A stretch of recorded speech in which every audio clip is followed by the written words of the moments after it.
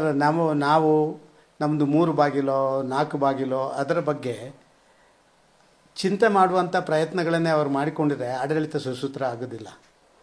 ಅವರಲ್ಲಿ ಎಷ್ಟು ಬಾಗಿಲಿದೆ ಅಂತ ಹೇಳುವಂಥದ್ದನ್ನು ಫಸ್ಟ್ ನೋಡಿಕೊಳ್ಳಿ ಸಿದ್ದರಾಮಯ್ಯರು. ಒಂದು.